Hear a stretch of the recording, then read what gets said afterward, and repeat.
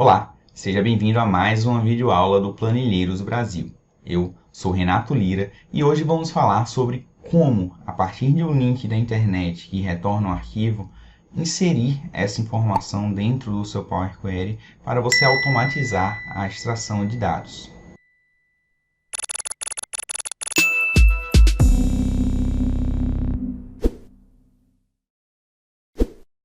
Nós temos aqui uma página do Banco Central onde conseguimos a cotação de todas as moedas para determinada data conforme o fechamento do PTAX, que é um padrão de aferição de câmbio adotado pelo Banco Central.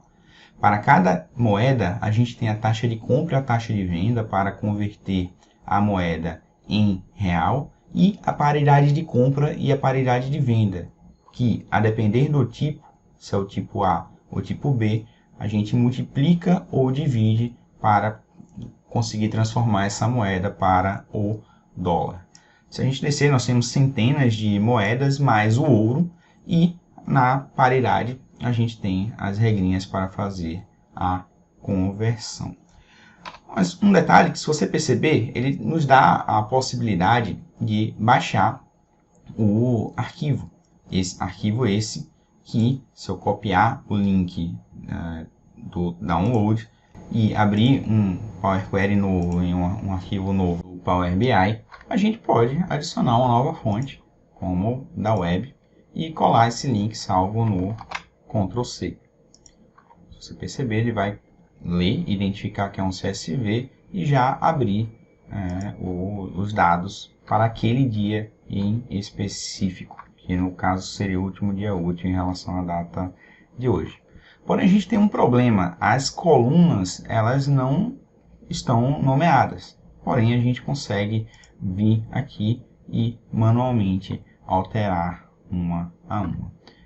No link da descrição tem um repositório de funções onde eu tenho algumas funções, inclusive SFN, PTAX, todas moedas data, onde eu tenho algumas linhas de código que a gente pode aproveitar. Tá? Então, selecionei todo o código, venho em uma nova consulta, consulta nula, editor avançado, seleciono tudo e colo.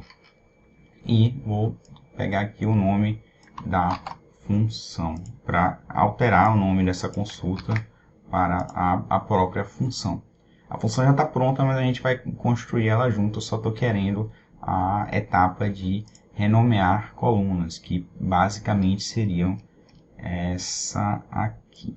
Colunas renomeadas, table.rename columns. Então, vou clicar aqui em construído. A gente pode pegar essa consulta, que até então que não tem os nomes das colunas, vou pegar a primeira, renomear de um jeito qualquer, e agora eu venho e colo o texto, que agora já tem o nome das colunas propriamente ditas.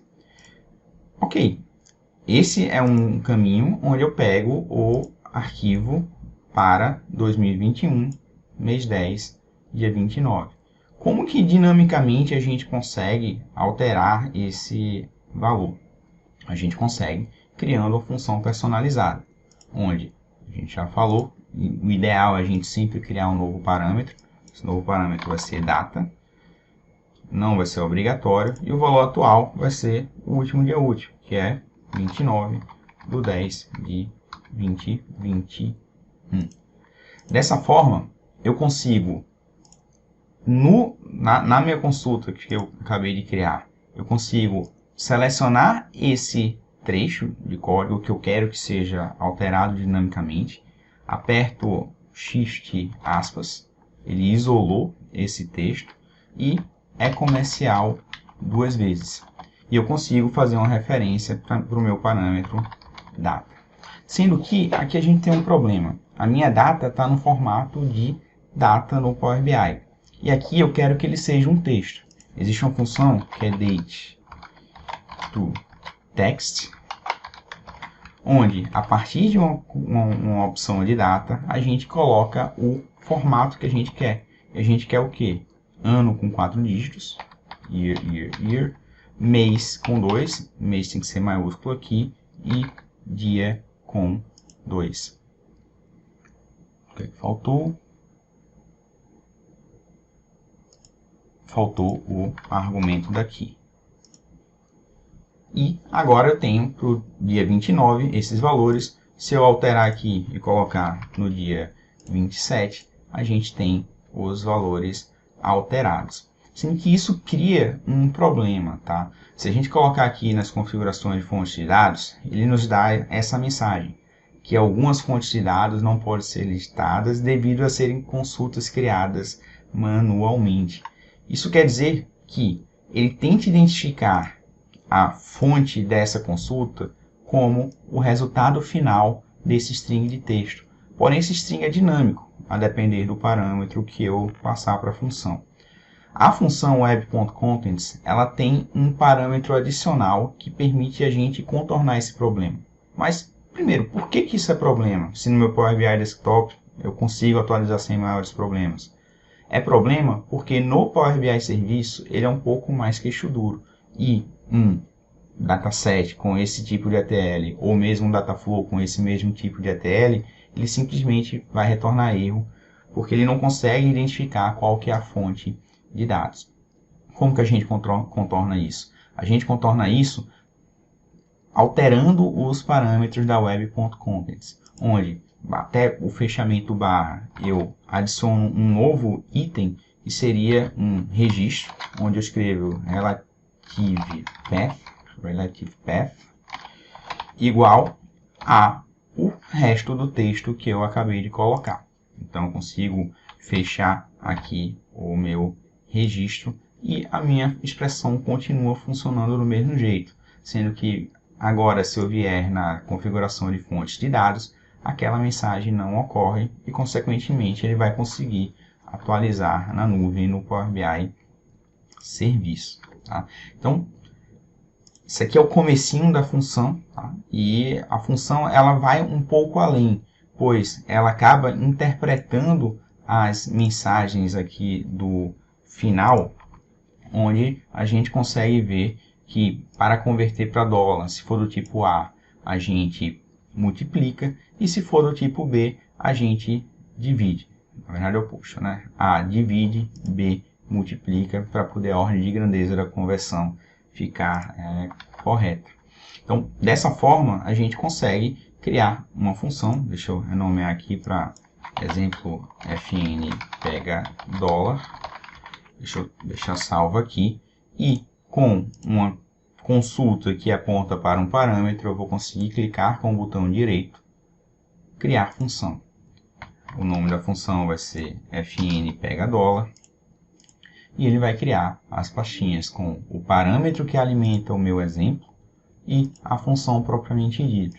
E qual que é a beleza? Qualquer etapa adicional que a gente colocar na exemplo, ela vai ser refletida na função. Então, se você reparar, aqui a última etapa, personaliza 1, não existia no momento em que eu criei a função, mas qualquer manutenção no código a gente consegue fazer por aqui. Mas aqui eu extraio a informação de um único dia. Como que eu posso pegar a informação de vários dias? Para adiantar, eu venho aqui em outra função que já existe, tá? No nosso repositório, que é fn lista datas, onde eu dou basicamente uma data de início e uma data de fim, e ele vai acabar construindo uma tabela que possui uma coluna com essas informações. Eu tenho que vir no exibição, editor avançado. Agora sim, e renomear aqui para fn lista datas. E eu boto uma data de início, por exemplo, 1/10/2021. E uma data fim, por exemplo, 31/10/2021. Invocando a função, ele vai me retornar uma lista com todas as datas sequenciais. E aqui eu consigo invocar uma função personalizada. E pode ser tanto a função que eu já coloquei quanto a função que a gente acabou de criar. Vou pegar a que a gente acabou de criar e referenciar o nome da coluna data. Você vai perceber que 1 do 10 ele vai retornar as informações de 1 do 10. 2 do 10 ele já vai retornar um erro. Porém, o erro não aparece debaixo da coluna FN pega dólar. Ele aparece apenas quando eu tento avaliar a expressão de tabela. Se você perceber, todas as expressões que eu consigo clicar, aparece o ícone de mãozinha no mouse, elas de fato não são avaliadas pelo motor de cálculo M, devido ao lazy evaluation, ou seja, avaliação preguiçosa. Ela sabe que cada uma dessas funções, a partir do parâmetro data, vai chamar uma rotina que vai retornar uma tabela. Mas até de fato você precisar acessar essa informação, ele não vai nem se dar ao trabalho de verificar se o arquivo de 2021, mês 10, dia 2, existe ou não. Nesse caso não existe, pois foi um final de semana e a cotação do dólar só é dada em dia útil. Tá? Então, como que a gente pode contornar esse tipo de problema? A gente pode contornar esse tipo de problema como exemplo de uma videoaula passada, onde eu posso adicionar uma coluna personalizada e escrever uma expressão onde eu force que ele avalie linha a linha a expressão de cada tabela. Por exemplo, escrever a função table.rowCount de quem? Do meu argumento que eu sei que tem tabela, que é o FN pega dólar. E vou perguntar se isso aqui é maior do que 1. Ele vai retornar verdadeiro para aquele dia útil em que houve cotação e erro para aqueles dias onde não existe o arquivo. São final de semana e feriado, como a gente pode ver o exemplo do dia 12. E a gente pode melhorar um pouquinho essa expressão com o que a gente aprendeu em videoaula anterior, que é escrever o try. Tente essa expressão, se ela retornar ok, a gente vai avaliar ela. Caso contrário, otherwise, retorne falso. Aqui eu já tenho as linhas onde tenho as informações que eu preciso e eu conseguiria facilmente filtrar aqui fora o true. Porém, eu escrevi uma expressão em uma coluna adicionada, uma coluna personalizada. Mas e se eu apagar essa etapa e tentar aplicar um filtro arbitrário aqui na data? Por exemplo, pegar o primeiro dia. Ele vai me escrever uma expressão onde eu consigo colar exatamente uma avaliação que retorne verdadeiro ou falso. Retornando verdadeiro, a linha se mantém. Retornando falso, a linha é excluída. Então eu consigo filtrar os 20 dias úteis para esse mês de outubro de 2021. Agora eu mantenho apenas essa coluna, pois tenho data na tabela, e eu consigo expandir todas as colunas que nos interessam.